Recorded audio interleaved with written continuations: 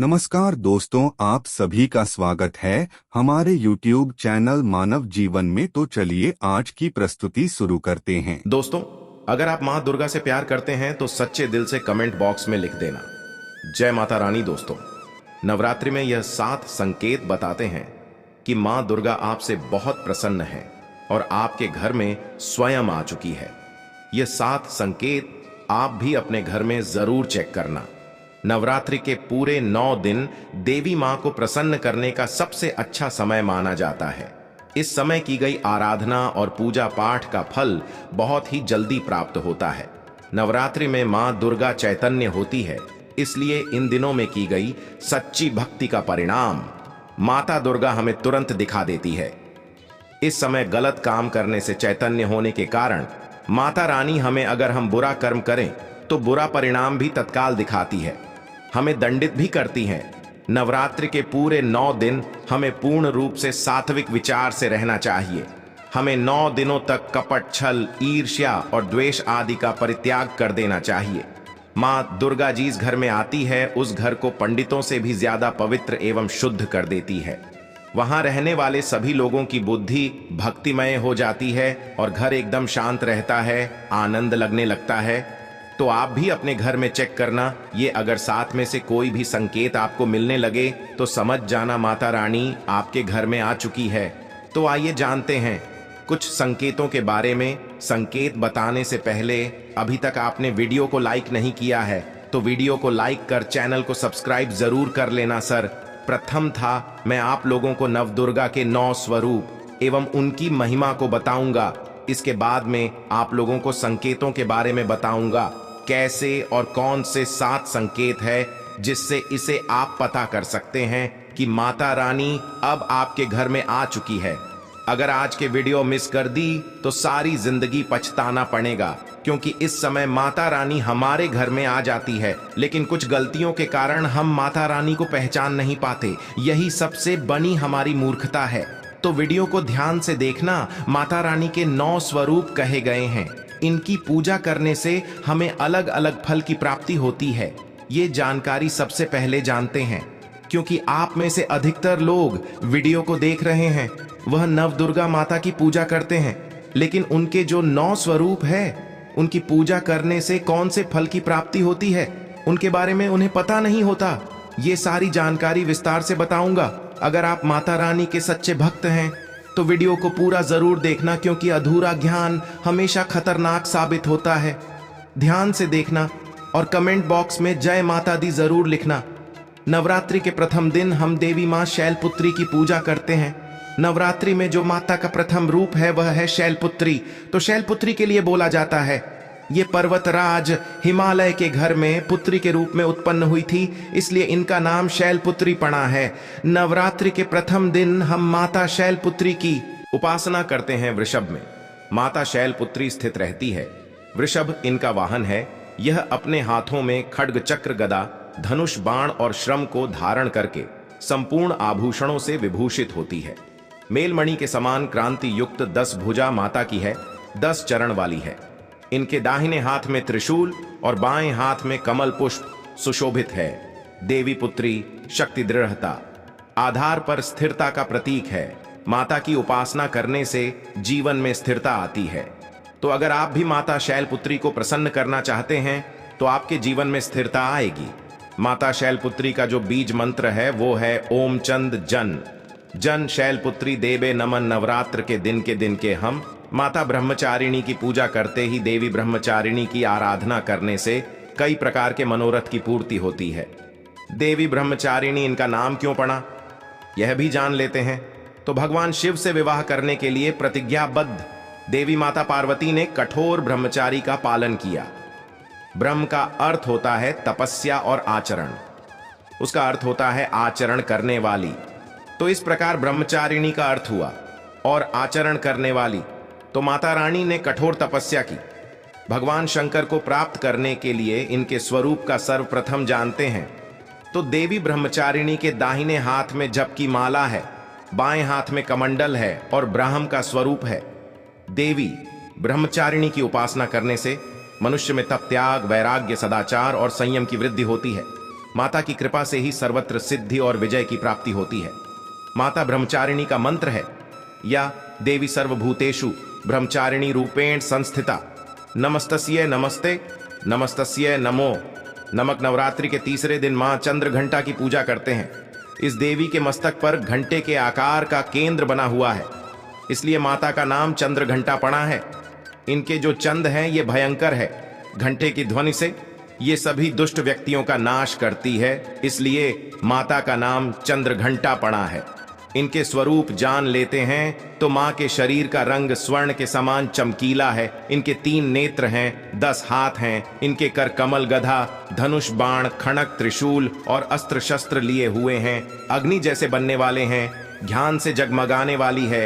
ये सिंह के आसन पर अरुण है तथा युद्ध में लड़ने के लिए अमुक रहती है। मां की कृपा से साधक के समस्त पाप, बाधाएं और जो परेशानियां आती हैं वे नष्ट हो जाती हैं। देवी की कृपा से जातक पराक्रमी और निर्भर होता है। अगर आप भी मां चंद्र घंटा की पूजा करते हैं तो आपको निर्भयता की प्राप्ति होती है। देवी मां चंद्र घंटा का मूल मंत्र है चंद्र घंटा। देवी नमो नामा नवरात्रि के चौथे दिन मां कूष्मांडा की पूजा करते हैं। अब कूष्मांडा क्यों पड़ा है, नाम से भी सुन लीजिए। यह माता कूष्मांडा है क्योंकि माता ने ही सृष्टि का निर्माण किया है, इसलिए माता का नाम कूष्मांडा पड़ा है। माता रानी की 8 भुजाएं हैं और ये 8 भुजाएं कई प्रकार की है। ये 8 प्रकार की सिद्धि को अपने हाथों में प्रदान करने वाली कही गई है। इनका वाहन सिंह है और कूष्मांडा माता की आराधना करने से जातक के समस्त रोग और शोक जो होते हैं मिट जाते हैं।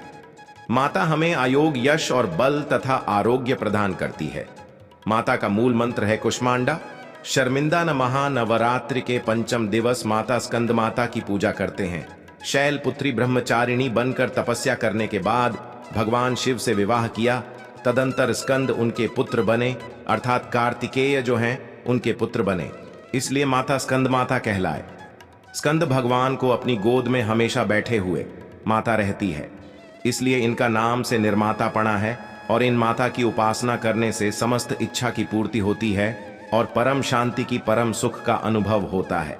इनकी पूजा करने से, आराधना करने से सभी प्रकार की वस्तु की प्राप्ति होती है, ऐश्वर्य मिलता है। अगर आप मां की पूजा करते हैं तो ऐश्वर्य की प्राप्ति होती है, सभी प्रकार की सिद्धियों की प्राप्ति होती है। आइए जानते हैं माता का मूल बीज मंत्र। ओम देवी स्कंद माता न मां, ये माता का मूल बीज मंत्र है।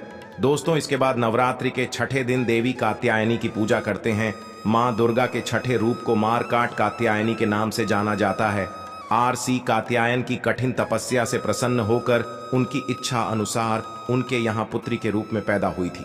आरुषि कात्यायन ने इनका पालन पोषण किया था, इसलिए माता का नाम काट यानी पणा है। माता की भक्ति जातक को अर्थ, धर्म, काम और मोक्ष चारों फल प्रदान करती है। साधक अलौकिक तेज और प्रभाव से युक्त हो जाता है। इनकी पूजा करने के बाद माता को जो मूल बीज मंत्र है वह इस प्रकार से है। ओम देवी कात्यायनी नामक इस मंत्र से जाप करके माता को प्रसन्न कर सकते हैं। नवरात्र की सप्तमी तिथि, नवरात्रि के 7वें दिन माता कालरात्रि की पूजा करते हैं। जी हाँ, माता कालरात्रि की उपासना करते हैं। संपूर्ण प्राणियों की पीड़ा हरने वाली अग्नि भय, जल है भय, रात्रि भय को दूर करने वाली, काम, क्रोध और शत्रु का नाश करने वाली है। इनकी पूजा करने से सभी पापों से मुक्ति, दुश्मनों का नाश और तेज बढ़ता है। माँ अपने भक्तों के सभी प्रकार के कष्टों और भय से मुक्त कराती है। माता को जो बीज मंत्र है मेरी क्लीन चामुंडा विजय, इस मंत्र का जाप करने से माता बहुत ही प्रसन्न होती है। या फिर होम काली के नम, इस मंत्र का जाप कर सकते हैं। दोस्तों, नवरात्रि की अष्टमी दिन नवरात्रि के जो अष्टम स्वरूप कही गई है माँ गौरी, माँ दुर्गा का जो अष्टमी स्वरूप है ये माँ गौरी है। हिमालय में तपस्या करते समय गौरी का शरीर धूल मिट्टी से ढककर मलिन हो गया था, जिसे शिव ने गंगा जल से ढोकर के मल को बाहर निकाला, मलिन शरीर को गौरव प्रदान किया। इसलिए माता का नाम गौरी पणा है। और इनकी पूजा करने से क्या फल प्राप्त होता है, आइए जानते हैं। ये सभी देवियों की तुलना में सबसे जल्दी प्रसन्न होती है।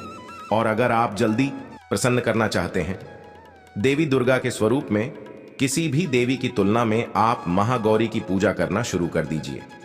इनकी पूजा करने से यह तत्काल प्रसन्न होती है। देवी का जो स्वरूप कहा गया है वो है सिद्धिदात्री माँ। दुर्गा जी का जो स्वरूप है वह है सिद्धिदात्री। ये सभी प्रकार की सिद्धि को देने वाली है। सिद्धि अर्थात मोक्ष को देने वाली।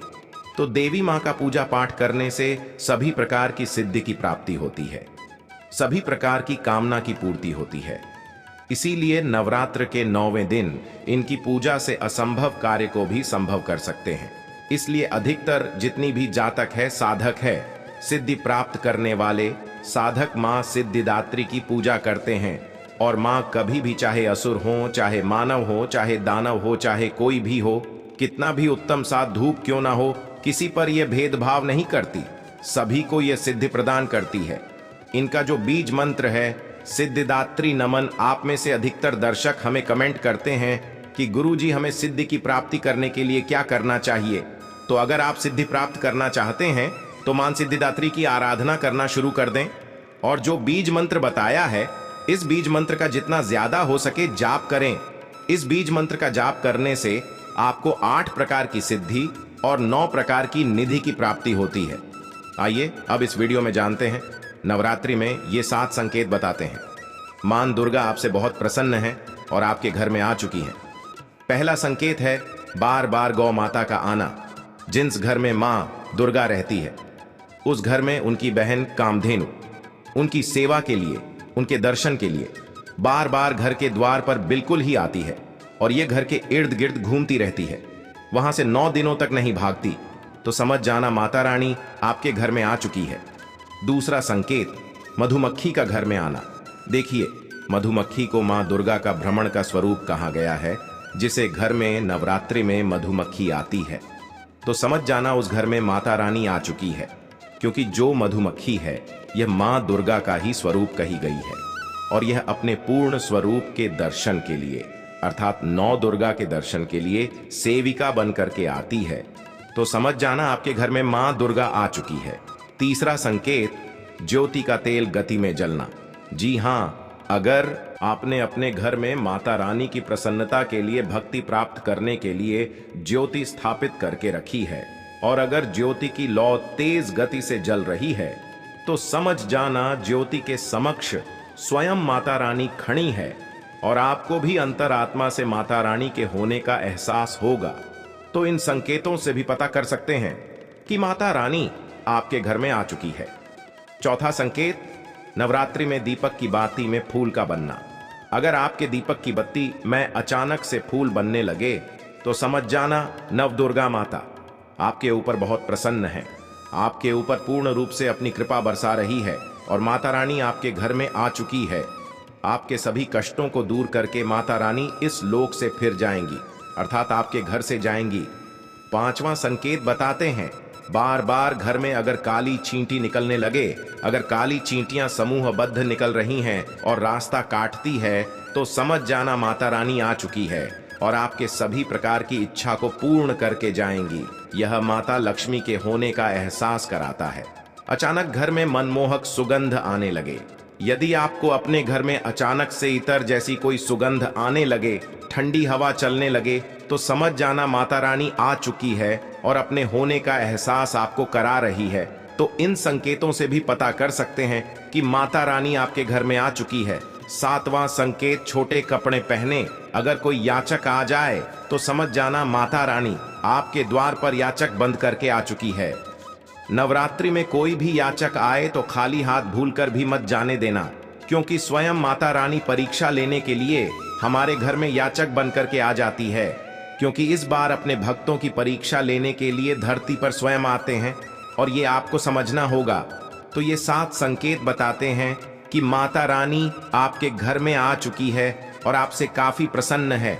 इनमें से आपको कौन सा संकेत मिला है हमें कमेंट सेक्शन में जरूर बताइए और कमेंट बॉक्स में जय माता रानी अवश्य लिखें। स्वस्थ रहें, सुरक्षित रहें। वीडियो में दी गई जानकारी अगर अच्छी लगी हो तो प्लीज हमारे चैनल मानव जीवन को सब्सक्राइब करें, लाइक करें। धन्यवाद।